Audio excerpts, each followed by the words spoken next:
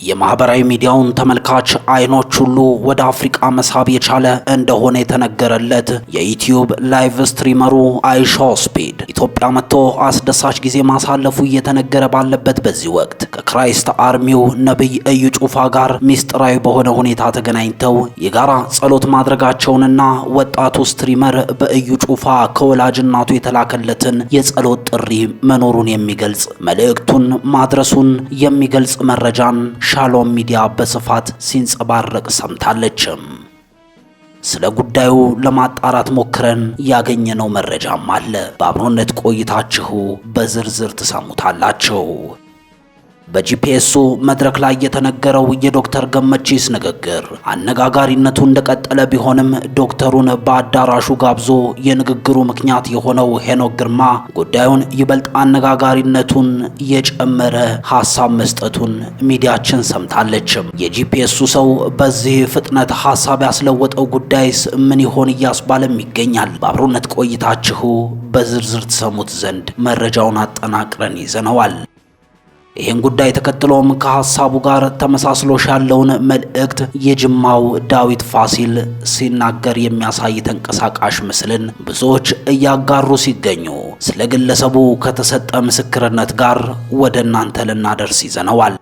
በተያያዘ መረጃም በጂፒኤስ አዳራሽ ላይ በሄኖክ ግርማ አማካኝነት የሰላሌን ሕዝብ አስመልክቶ የተነገረውና ብዙዎችን አስቆጥቶ የነበረውን ጉዳይ አስመልክቶ አዲስ መረጃ ተሰምቷል። በጉዳዩ ላይ በሄኖክ ግርማ አማካኝነት ለአባገዳዎች ቀርቧል ስለተባለው ጉዳይም ሚዲያችን ሰምታለች። ዝርዝሩን ትሰሙትም ዘንድ ይዘነዋል። አዲስ በያዝነው የነጮቹ አዲስ ዓመት 2026 እግዚአብሔር ለምድራችንና ለዓለም የሚሆን ትንቢታዊ መልእክትን ንገር ብሎኛል ያለው ፕሮፌት ጆሲ ኤልጃ ሊሰማ የተገባ ነው ያለውን ትንቢታዊ መልእክትን አድርሶናል። ስለ ሀገራችንና ስለ ዓለም ግድ የሚሰጣችሁና የምትጸልዩ ሁሉ ልትሰሙት የተገባ ነውና ይዘነዋል። በሚኖራችሁ የአብሮነት ቆይታም ወደ እናንተ የምናደርሰው ይሆናል። ጤና ይስጥልን። በመላው ዓለም ላይ የምትገኙ የሻሎም ሚዲያ ቤተሰቦች በያላችሁበት የዓለም ጫፍ ሁሉ ሰላምታችን ይድረሳችሁ እያለን በመግቢያዬ ያስተዋወቅኳችሁን አሁናዊ መረጃዎችንና ሌሎች ያልተሰሙ መረጃዎችን ወደ እናንተ ለማድረስ ይዘን መጥተናል። እስከ መረጃዎቻችን ፍጻሜ ድረስ አብራችሁን እንድትቆዩ እየጋበዝን ለዩቲዩብ ቻናላችን አዲስ ከሆናችሁም ሰብስክራይብ በማድረግ ቤተሰብ ትሆኑን ዘንድ መጋበዝ ወደድን።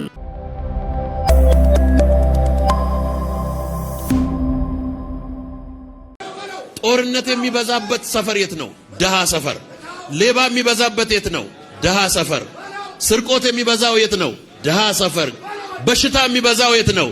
ደሃ ሰፈር። በመግቢያዬ ወደ አስተዋወቅኳችሁ መረጃ ተሻግሬያለሁኝ። በጂፒኤሱ መድረክ የተነገረው የዶክተር ገመቺስ ንግግር አነጋጋሪነቱ እንደቀጠለ ቢሆንም ዶክተሩን በአዳራሹ ጋብዞ የንግግሩ ምክንያት የሆነው ሄኖክ ግርማ ይበልጥ አነጋጋሪነቱን በጉዳዩ ላይ መጨመርን የቻለ ሐሳብ መስጠቱን ሚዲያችን ሰምታለች።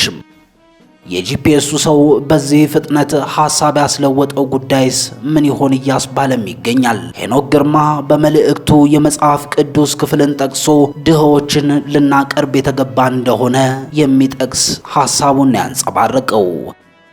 ይህን ሐሳቡን ተንተርሶ ብዙዎች ሐሳባቸውን እየሰጡ ሲሆን አሁን መነጋገሪያ ሲሆን ጠብቆ ማስተባበሉ ምን ፋይዳ አለው? በዚያ መድረክ ላይ ያን የመሰለ ንግግር ሲነገር ዝም ብሎ አድምጦ አሁን ይህን ማስተባበል ምን ይሉታል ሲሉ ጥያቄያቸውንም ሰንዝረዋል። ብዙዎችም በጉዳዩ ላይ ሐሳባቸውን እየሰጡ ነው የሚገኘው። ጥቂቱን ወደ እናንተ እናድርስ።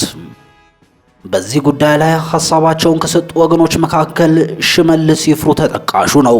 ሽመልስ ይፍሩ ጠንከር ያለን ሐሳብ ነው በጽሑፉ ላይ ያንጸባረቀው። ጽሑፉን እንደሚከተለው ወደ እናንተ እናቀርባለን። ወደ ቤተሰቦቻችን ግን ይህ ሐሳብ የጸሐፊው እንጂ የሚዲያችን አለመሆኑን አስቀድማችሁ ትረዱ ዘንድ በአክብሮት መጠየቅ እንወዳለን። የሥነ መለኮት ምሁሩ የቁልቁለት መንገድ ሲል ነው የጀመረው ጽሑፉን። ቄስ ገመቺስ ደስታ እየተጓዘበት ስላለው መንፈሳዊ ቁልቁለት ሕዝብን የማሳትና የማደናገር ተግባር ሌሎች ወገኖችም እኔም ደጋግሜ ጽፌያለሁ ነው ያለው ሽመልስ ይፍሩም። ዛሬም ላልፈው የማልችለው አንድ መልእክቱን አዳምጫለሁና አንዳች ነገር ማለት ግድ ብሎኛል ነው የሚለው። ከስር ከድምፅ ወደ ጽሑፍ የቀየርኩትን የቄሱን ንግግር በብልጽግና ወንጌል አራማጁ ሄኖክ ግርማ ቤተ ንዋይ መድረክ ላይ ከሰበከው የተወሰደ ነው ይላል። ስርቆት የሚበዛው የት ነው? ድሃ ሰፈር። ሌብነት የሚበዛው የት ነው? ድሃ ሰፈር። በሽታ የሚበዛው የት ነው? ድሃ ሰፈር። እንደ ድህነት ሰላም የሚነሳ ነገር የለም። ብዙ ሀብት ሲኖርህ ሰው ሰላሙን ይጠብቃል። ሀብት ከሌለ ምንህን ትጠብቃለህ? ምንም የምትጠብቀው ነገር የለም። ምንም በር የሚያዘጋ ጉዳይ የለም ብሎ የሹፈት ሳቁን ይስቃል። ሲቀጥልም የመጀመሪያውን ቤት ስገዛ ያየሁትን መከራ እኔ ነኝ የማውቀው። 3.2 ሚሊዮን ብር መክፈል አቅቶኝ ምርር ብዬ እግዚአብሔር ሆይ ይሄን ብቻ እርዳኝ እንጂ ሁለተኛ ምንም አልገዛም አልኩኝ። አሁንም ሳቁን ያስከትላል። ሁለተኛ ብዬ ማልኩኝ እያለ የማነቃቂያ ዲስኩሩን የሚያቀልጠው ቄስ ገመቺስ አሁን ላይ ቤት ሳይሆን ቤቶች እንዳሉት በኩራት ተናግሯል። አክሎም ቤት ገዝተሃል ወይ? አሁን እኔ የምናገረው አንተ ነገ የምትናገረውን ነው። ዛሬ እኔ የማወራው አንተ ነገ የምታወራውን ነው። ኢን ዘ ማይቲ ኔም ኦፍ ጂሰስ በመጪው ዓመት ዛሬ ባለህበት አትኖርም። ዛሬ በምትተኛበት አልጋ አትኖርም። ዛሬ ያስከውን ስልክ አትይዝም። ዛሬ የምትሰራውን ስራ አትሰራም። ዛሬ የምታገኘውን ገቢ አታገኝም። የምድሪቱ ቀንበር ተሰብሯል ሲል ተደምጧል። የቄስ ገመቺስ ደስታ እንዲህ አይነቱ ስብከት ክርስትናን ከመሰረቱ የሚነድ የወንጌልን ተልእኮ ወደ ቁሳቁስ አምልኮ የሚቀይርና እየተጓዘበት ያለውን አደገኛ የቁልቁለት መንገድ ጠቋሚ ነው።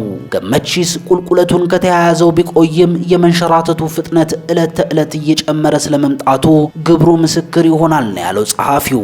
ጸሐፊው ሐሳቡን ሲቀጥል ቄሱ ድህነትንና ድሆችን ከሌብነት ከበሽታና ከሰላም እጦት ጋር ብቻ በማያያዝ የሰጠው ብያኔ የሰው ልጅ ክብር በገንዘብ የሚለካና ወንጌልን የባለጸጎች ክለብ የሚያደርግ የደስታና የብልጽግናን ትርጉም ያለ ልክ የሚያዛባ የብልጽግና ወንጌል ነው። አዎ የሰው ልጅ በምድር ላይ ሲኖር በተለያየ ምክንያት በድህነት ውስጥ ያልፋል፣ እጦት ይጎበኘዋል። ከብልጽግና ወንጌል ብልግናዎች አንዱ ደግሞ ድህነት እንደ መንፈሳዊ ውድቀት መመልከቱና ኑሮ ያልተሳካለትን ምስኪን ማሸማቀቁ ነው እያለ ይቀጥላል። መልእክቱን ያደረሰን ሽመልስ ይፍሩ። አስቀድመን እንዳልናቸው ይህ ሐሳብ የወንድማችን ሽመልስ ይፍሩ እንጂ ሚዲያችንን የሚወክል አይደለም። ውድ ቤተሰቦቻችንም ሐሳብ ስጡበትም። እዛው ጂፒኤስ ቆይተናል። በጂፒኤስ አዳራሽ በሄኖክ ግርማ አማካኝነት የሰላሌን ሕዝብ አስመልክቶ የተነገረው ብዙዎችን አስቆጥቶ የነበረውን ጉዳይ አስመልክቶ አዲስ መረጃ ተሰምቷል። መረጃውን እንካችሁ። አባገዳዎችና አደስንቄዎች ጉዳዩን በርቅ መያዛቸውን አሰምተዋል።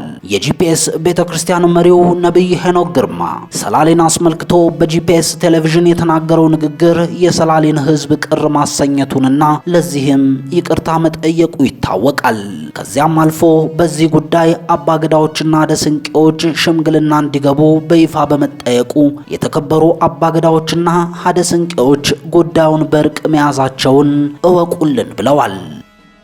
ጉዳዩን ለሚዲያ ከማቅረባቸው በፊት ከዛሬ በፊት ለሶስተኛ ጊዜ ስብሰባ ማድረጋቸውንም ፓስተር ጻድቁ አብዶ በንግግራቸው ገልጸዋል። ጥር 5 በኢሊሌ ሆቴል ከብዙ ውይይት በኋላ አባገዳዎችና ደስንቄዎች ለሚዲያ አካላት በሰጡት መግለጫ ላይ ነብይ ሄኖክ ጥፋቱን አምኖ የሰላሌን ሕዝብ ይቅርታ ጠይቋል። የአባገዳዎችንና የአደስንቄዎች ስራ ማስታረቅ ነውና ነብይ ሄኖክ ግርማን አስመልክቶ በይቅርታ ጉዳዩን ይዘነዋል ብለዋል። ወደ ቤተሰቦቻችን በመግቢያችን ወደ አስተዋወቅናችሁ ሌላኛው መረጃ ተሻገርኩኝ። በትላንትናው ዕለት የዓለምን አይን ሁሉ ወደ ኢትዮጵያ የሰበሰበ ክስተት መስተናገዱ የሚታወስ ነው። የዩቲዩብ ዓለሙ የቀጥታ ስርጭት አስተላላፊ አይሾ ስፒድ የአፍሪካ ጉዞውን በመቶ ሺዎች በቀጥታ እየተከታተሉት በኢትዮጵያ ቀጥሎ ነበር። ይህ ወጣት ዝነኛም በኢትዮጵያ የነበረውን አቀባበል እንዳስደሰተውና በአዲስ አበባ ውበት እጅግ መደነቁን ሲናገርም ተደምጧል።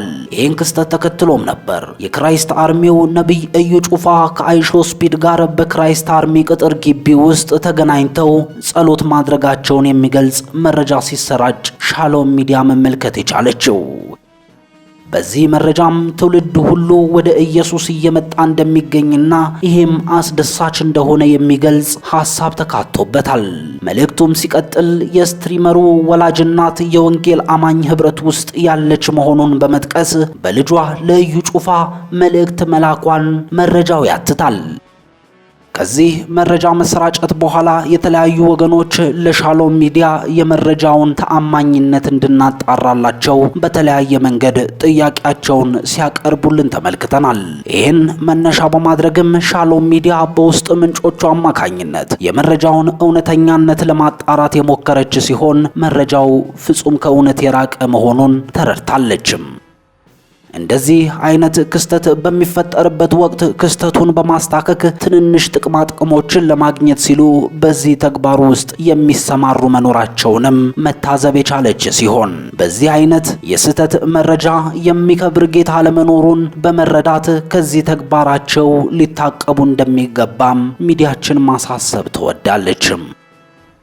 ወደ መጨረሻው መረጃችን ተሻገርኩ። አዲስ በያዝነው የነጮቹ አዲስ ዓመት 2026 እግዚአብሔር ለምድራችንና ለዓለም የሚሆን ትንቢታዊ መልእክትን ንገር ብሎኛል ያለው ፕሮፌት ጆሲ ኤልጃ ሊሰማ የተገባ ነው ያለውን ትንቢታዊ መልእክት አድርሶናል። እነሆ መልእክቱን ወደ እናንተ ጋበዝን፣ እኛ ከወዲሁ ተሰናበትን። ዛሬ የምነግራችሁ 2026 የያዘው ሚስጥር መጽሐፍ ቅዱስ ከያዛችሁ ትንቢተ ኢሳይያስ ምዕራፍ 13 ቁጥር 18 እና 19 የፊተኛውንም ነገር አታስተውሉ፣ የጥንቱንም ነገር አታስቡት። እነሆ አዲስን ነገር አደርጋለሁ፣ እርሱም አሁን ይበቅላል፣ እናንተም አታውቁትም። ምን በምድረ በዳ መንገድን በበረሃም ወንዞችን አደርጋለሁ። ሰምታችኋል? በምድረ በዳ መንገድን በበረሃም አደርጋለሁ። ምንም የለም አያወጣም በሚባልበት ቦታ ማለት ነው። ይሄ ደግሞ የእግዚአብሔር ኔቸር ነው ባይዘው። ምክንያቱም መጽሐፍ ቅዱስ ከጨለማ ውስጥ ብርሃንን ይጠራል ይላል። እግዚአብሔር ከሌለ ነገር ውስጥ የሌለን ነገር መጎተት ይችላል። ስለዚህ በምድረ በዳ መንገድን በበረሃም ወንዞችን አደርጋለሁ ይልና ምስጋናዬን እንዲናገሩ ለኔ የፈጠርኩት ሕዝብ የመረጥኩትም ሕዝቤ አጠጣ ዘንድ በምድረ በዳ ውሃን በበረሃም ወንዞችን ሰጥቻለሁና የምድረ በዳ አራዊት ቀበሮችም ሰጎኖችም ያከብሩኛል። ሰምታችኋል? የመረጥኩት ሕዝቤ ምስጋናዬን እንዲናገር ነው። ይሄ 2026 የፈረንጆቹ ዓመት ምንድነው በውስጡ የያዘው ሚስትሪ? እንደ አማኝ ማወቅ ያለብን ነገር ምንድነው የሚለውን በደንብ ማስተዋል አለብን። ለመሰላችሁ የእግዚአብሔር ኃይል፣ የእግዚአብሔር ፕሬዘንስ፣ የእግዚአብሔር መንፈስ ሙቭ ሲያደርግ፣ የእግዚአብሔር ኃይል ሙቭ ሲያደርግ ከሙቭመንቱ ጋር አትሞስፌሩን አውቃችሁ ካልሄዳችሁ ሚስ ልታረጉ ትችላላችሁ። ለምሳሌ በደንብ ስቡኝ። መጽሐፍ ቅዱስ ላይ ጌታ ኢየሱስ ምን ብሎ ተናገረ? እዛ አካባቢ ያለው ሕዝብ ምልክት እያየ መተንበይ ይችላል፣ ስለ አየር ማለት ነው። ከዛ እንደዚህ ያላቸው እናንተ ደመናን አይታችኋል፣ ስለ ዝናብ ታወራላችሁ፣ ዝናብ ይመጣል ማለት ትችላላችሁ። እንዴት ምልክትን አይታችሁ ማስተዋል አቃታችሁ? ምልክት ማለት ስሙኝ፣ በጌታ በደንብ ስሙኝ። መንፈሳዊ ዓለም ላይ ቁጥሮች ኢቭን የሚቀመጡ ነገስታቶች ፕሮፌሲም ነው እያስተማርኳቸው ያለሁት ባይዘው የሚቀመጡ ነገስታቶች የሚሾሙ ሰዎች ስማቸው ኤቭሪ ካራክተር ፕሮፌሲ ነው። እግዚአብሔር ኤቭሪ ፕሌስ ላይ ያለ ምልክት ራሱን አያስቀምጥ። ኤቭሪቲንግ በምድር ላይ የሚቀመጠው ሁሉ የእግዚአብሔር ምልክት ነው። ምክንያቱም መጽሐፍ ቅዱስ ኢቭን ስለ ነገስታት ሲያወራ ነገስታት እንኳን በእግዚአብሔር ይሾማሉ።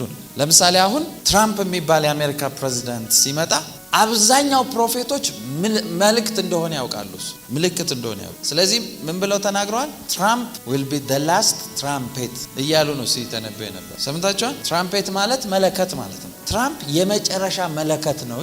አስቡ፣ አንድ እንዲነግስ የመጣ ሰውዬ እሱ የፕሮፌሲ ምልክት ነው። ይሄ ነገር መጽሐፍ ቅዱሳዊ ነው ካላችሁኝ፣ አዎ መጽሐፍ ቅዱሳዊ ነው። ለምሳሌ በነ ኢሳይያስ በነ ኤርሚያስ ዘመን ብታዩ ኢሳይያስ እንደዚህ ያለ ተነስቶ ነገስታት ሲሾሙ ነገስታቶቹ የተሾሙትን ነገስታቶች እያየ በነገስታቶቹ ፕሮፌሲ ይናገር። ለምሳሌ ኦዚያን የሚባል ንጉስ የሞተበት ዓመት ላይ ይላል። ኦዚያን የሚባለው ንጉስ ብታዩ የሰራው ከእግዚአብሔር ጋር የሄደው ነገር ምን እንደሚከፈት ምልክት ይሆናቸው። ከዛ እንደዚህ ያለ ንጉስ ኦዚያን የተባለው በሞተበት በዚህ ዓመት አለ እግዚአብሔርን በረጅምና ከፍ ባለ ዙፋን ላይ አየሁት ይላል። ከኔ ጋር ናችሁ? እግዚአብሔርን በረጅምና ከፍ ባለ ዙፋን ላይ አየሁት ይላል። ከዛ ክብሩ ይላል ምድርን ሞልቶት ነበር ይላል። የልብሱን ዘርፍ መቅደሱን ምናምንም ተብሎ የተጻፈው ማለት ነው። አሁን ይኸውላችሁ በደንብ ስሙኝ። በጌታ ወደ ፕሮፌቲክ ነገሩ ወደ የያዘው ሚስጥር ከመግባቴ በፊት ይቺን ማወቅ ስላለባት እንደዚህ አለ።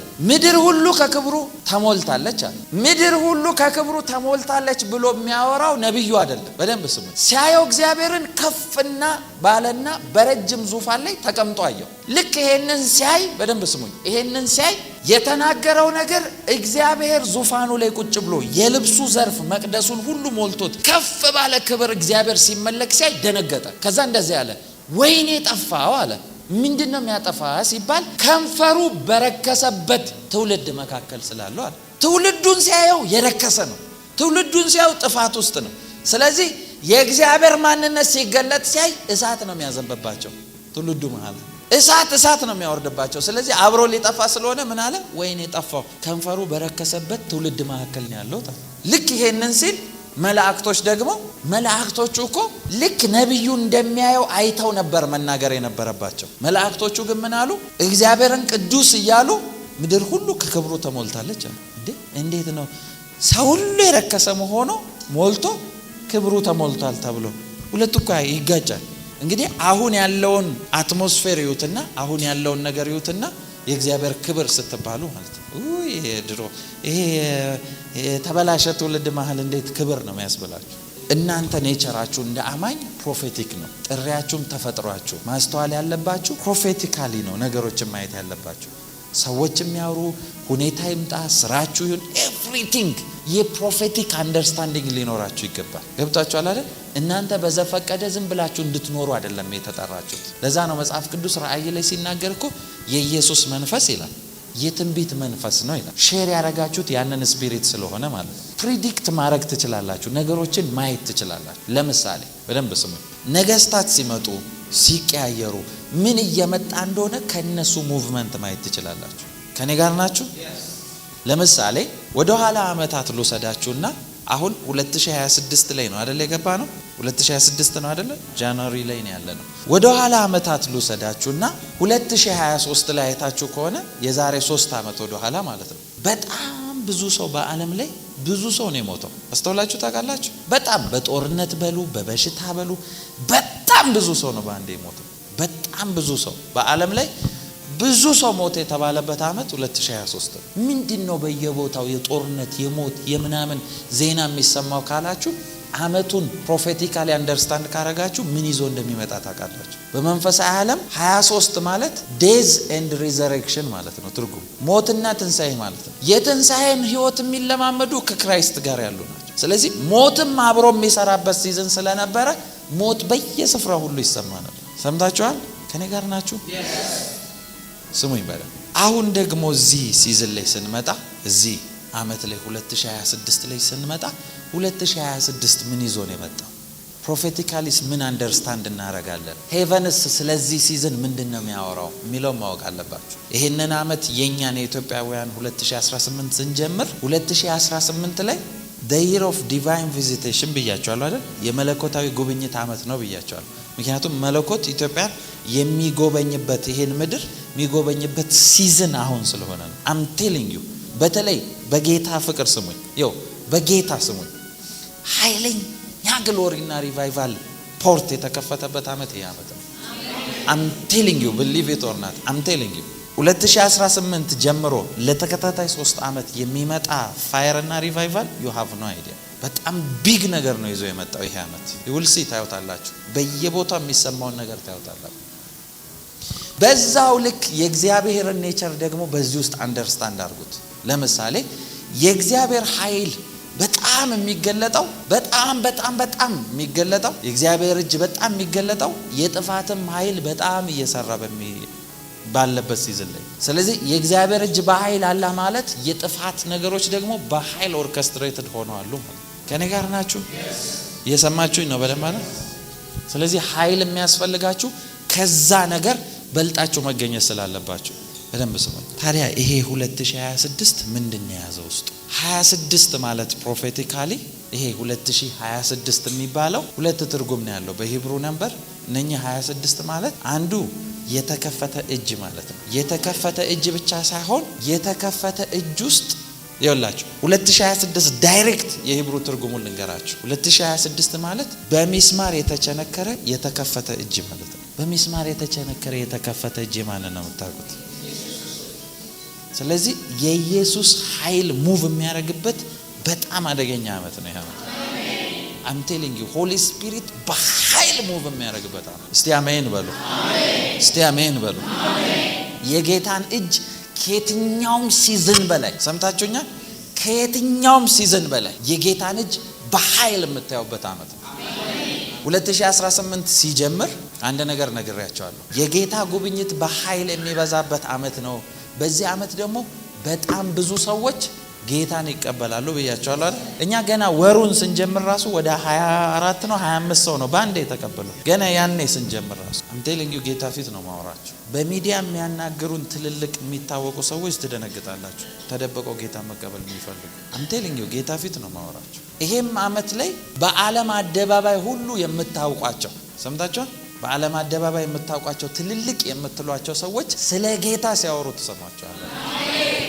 I'm telling you በዛው ልክ ደግሞ እግዚአብሔር ፊት ይሄንን ታያላችሁ። በዛው ልክ ደግሞ ጌታን ያውቃሉ በጣም ብላችሁ ያላችኋቸው ትልልቅ ሰዎች ጌታን ይክዱታል። በእውነት ይሄን ታያላችሁ። I'm telling you ምን አለ የፕሮፌት ምን እያወራ ነው ተላላችሁ። አንዳንድ ጊዜ ምን ብላችሁ ታስባላችሁ መሰላችሁ? በጌታ ፊት ነው መነግራችሁ። የሆነን ሰው በጣም አድማየር የምታረጉትን ትልቅ ሰው አይታችሁ እንደዛ ሲሆን ስትዩ በራሳችሁ ኮንፊደንስ ታታ ጌታው ያራን ተጠብቀኝ ትላላችሁ። በእውነት ነው ማለት እሱ ካረገ በምን አቃለው ነው የምትሉት። I'm telling you በዛው ልክ ግን በጣም ጌታ ላይ ዲፔንድ ባረጋችሁ ቁጥር በጣም የእግዚአብሔርን ኃይል የምትለማመዱበት ዓመት። እስቲ አሜን በሉ። መጽሐፍ ቅዱስ እንደዚህ ይላል አይደል? በእግዚአብሔር ደስ ይበልህ ነው የሚለው። በራስ ማስተዋል አትደገፍ ይላል። ሰምታችኋል? 2026 ሲሪየስ ዓመት ነው። የጌታን እጅ የጌታን ኃይል የምታዩበት ነው። 2026 በደንብ ማወቅ ያለባችሁ የመንፈስ ቅዱስ ኃይል በኃይል የሚንቀሳቀስበት ዓመት ነው። በኃይል ጌታን የሚፈልጉ ጌታን የተራቡ የመንፈስ ቅዱስን ኃይል የሚፈልጉ የመጨረሻ በኃይል የሚንቀሳቀስበት ዓመት ነው። ለምሳሌ እስራኤላውያን አይታችሁ ከሆነ ካልቸራቸው ላይ ማለት ለእግዚአብሔር ያላቸው ትልቅ እንትን ታውቃላችሁ። ለምሳሌ እንደኛ ቀለል አድርገን የእግዚአብሔርን ስሞች እንደምንጠራው አይደለም። እነሱ ጋር ኢቭን ለመጻፍ እጃቸው እንደሚታጠቡ ታውቃላችሁ። እጃቸውን መታጠብ ብቻ አይደለም ሌላ ባልተጻፈበት ብዕር ነው የሚጽፉት። በተጻፈበት ሁሉ አይደለም የሚጽፉት። አንዱ ቢግ ኔም እነሱ ጋር ያህዌ የሚለው ታውቃላችሁ አይደል? ያህዌን እኛ ስንጠራ ነው ያህዌ የምንለው እንጂ እነሱ ሌተሩን ነው የሚጠሩት። ሌተሮቹ ደግሞ ያህዌ ዮድ ሄ ቫቭ ሄ ይባላል። ያህዌ የምንለው ማለት YHWH የምንለው ማለት ነው። ዮድ በሂብሩ ዮድ ሄ ቫቭ ሄ ይባላል። አሁን የሂብሩ ሌተሮችን ስታዩ ቁጥር አላቸው። የቁጥር ቫልዩ አላቸው። ለምሳሌ ዮድ የሚባለው ቁጥር 10 ነው በቁጥር ሲቀመጥ። ሄ የምትሏት ኤች ደግሞ 5 ናት በቁጥር ስትቀመጥ። ቫቭ የሚባለው ቫቭ ማለት ቫቭ የምትሏት ሌተር 6 ማለት ነው። ባይዘው ቫቭ ማለት ትርጉሙ ሚስማር ማለት ነው። የሰው ልጅ 6ኛ ቀን የተፈጠረው ለዛ ነው። ሰማይና ምድርን ኮኔክተር እንዲሆን ሚስማር ኮኔክተር አይደል ኔቸሩ። ስለዚህ ቫቭ 6 ናት። ኤች ደግሞ ሄ 5 ነው ብያቸዋለሁ። ስለዚህ 10 5 6 5 ነው። እስቲ ደምሩት አንድ ላይ 26። ፕሮፌቲክ እንትን እያስተማርኳችሁ ነው ባይዘው። ስለዚህ ያህዌ ሙቭ የሚያደርግበት ዓመት ነው ማለት ነው። 2026 I'm telling you you will see strange ነገሮች የምታዩበት ዓመት ነው። ጌታ ኢየሱስ ፊት ነው ማወራው። ይሄው እግዚአብሔር አለ አይደል? አይተን ማናቀው የእግዚአብሔርን እጅ የምናይበት ዓመት ነው። ቢግ የእግዚአብሔር እጅ በሰው ካልኩሌሽን ያልተደረሰባቸው የእግዚአብሔር እጅ የምናይበት ዓመት ነው። ይኸው መጽሐፍ ቅዱስ እንደዚህ ይላል። መንፈስ ሲናገረው ወዲያው ይላል ከስጋና ደም ጋር አልተማከርኩም ይላል። ያ ማለት ለምክር እንኳን እድል የማይሰጥ የእግዚአብሔር እጅ የሆነ ነገር ውስጥ የሚከታቸውን ኃይል እስቲ አሜን በሉ። በኢየሱስ ስም ይሄ ይሆነባችሁ፣ ይሄ ይሆነባችሁ፣ ይሄ ይሆነባችሁ፣ ይሄ ይሆነባችሁ።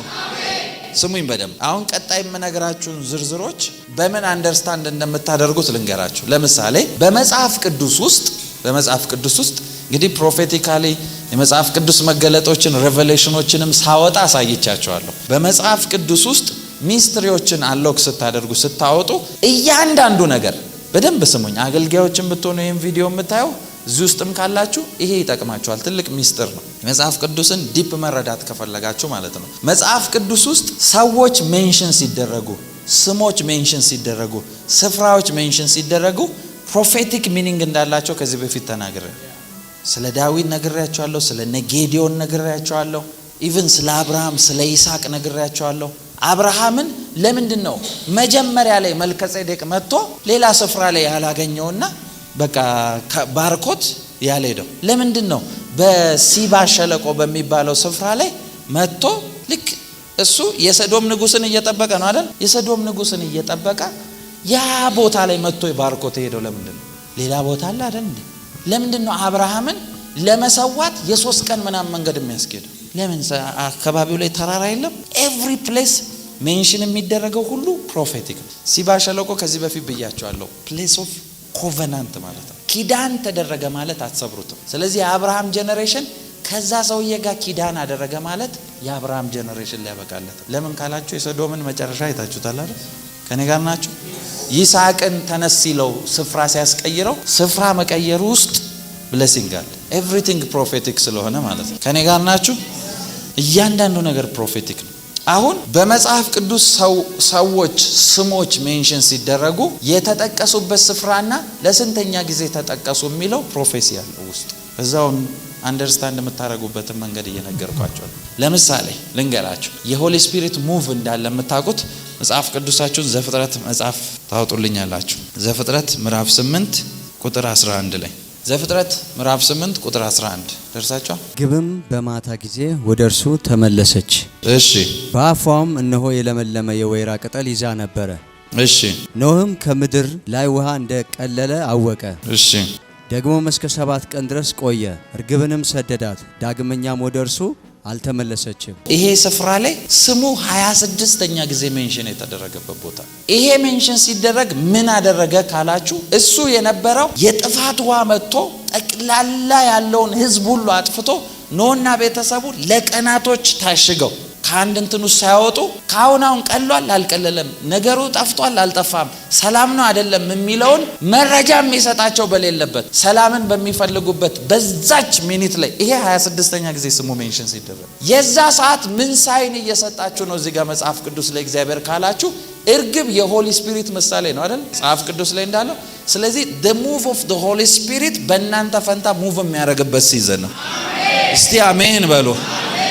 ያው ያቺ እርግብ ናት ምልክትን ይዛለት የመጣችው። ጉድ ኒውስ ነው ይዛለት የመጣችው። ውሃው እንደቀለለ ሰላም እንደሆነ አወቀ። ኖህ ከነ ቤተሰቡ ከዛ መርከብ የወጣው ከዛ በኋላ ምን እያለ ነው ጌታ ካላችሁ ይሄ ዓመት ላይ ቢግ አውትፖሪንግ ኦፍ the holy spirit የሚለቀቅበት ቢግ ፋየር የሚለቀቅበት። እስቲ አሜን በሉ። በኃይል የመንፈስ ቅዱስ እጅ የሚለቀቅበት ነው። መንፈስ ቅዱስ በኃይል የሚሰራበት ዓመት ነው። በኃይል የጌታ እጅ የሚለቀቅበት፣ በኃይል የጌታ እጅ የሚገለጥበት ዓመት። እናንተ ላይ እንዲገለጥ ጸልያለሁ። እናንተ ላይ እንዲገለጥ ጸልያለሁ። የመንፈስ ቅዱስ እሳት አያስፈልጋችሁ? አያስፈልጋችሁም? ምንም ውስጥ ሆኖ እሳቱ ያስፈልጋችኋል። ይሄ ደግሞ ያገኛችኋል። እስቲ አሜን በሉ። ስሙኝ በለ። ሌላው ይሄ ዓመት ምን ይዞ መጥቷል ካላችሁ አብርሃም ጋር ልውሰዳችሁ። አሁንም ዘፍጥረት ምዕራፍ 13 ቁጥር 17 ላይ ሌላው ይዞት የመጣውን ፓኬጅ እየነገርኳችሁ ነው። ዘፍጥረት ምዕራፍ 13 ቁጥር 17 ተነሳም በምድር በርዝመቷም በስፋቷም ሂድ። ተነሳ በምድር በስፋቷም ሂድ፣ እርሷን ለአንተ እሰጣለሁና። እሺ። አብርሃምም ድንኳኑን ነቀለ። እሺ። መጥቶም በኬብሮን ባለው በመምሪያ አድባር ዛፍ ተቀመጠ። እሺ። በዚያም ለእግዚአብሔር መሰዊያን ሰራ። ሰምታችኋል? ምን አደርጋለሁ? ተነሳ በምድርም በርዝመቷና በስፋቷ ሂድ፣ እርሷም ለአንተ እሰጣለሁና። ሰምታችኋል?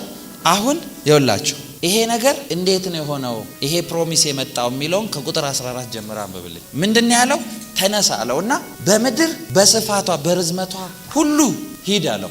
በምስራቅ አንድ ቦታ አይደለም፣ በምስራቅ በምዕራብ በደቡብ በሰሜን በሁሉም አቅጣጫ ሂድ አለው። ከቁጥር 14 ጀምረ ደግሞ አሁን አንብብልኝ። ሎጥም ከተለየው በኋላ ምን ካረገ በኋላ? ሎጥም ከተለየው በኋላ ማ ከተለየው በኋላ? ሎጥ ከተለየው በኋላ። እሺ። እግዚአብሔርም አብርሃምን አለው ዓይንህን አንሳና አንተ ካለበት ስፍራ ወደ ሰሜን፣ ወደ ደቡብ፣ ወደ ምስራቅና ወደ ምዕራብ እይ። ሰምታችኋል? ሎጥ ከተለየው በኋላ እግዚአብሔር መጣና ዓይንህን አንሳና አለ ወደ ሰሜን፣ ወደ ምስራቅ፣ ወደ ደቡብ፣ ወደ ምዕራብ እይ አለው።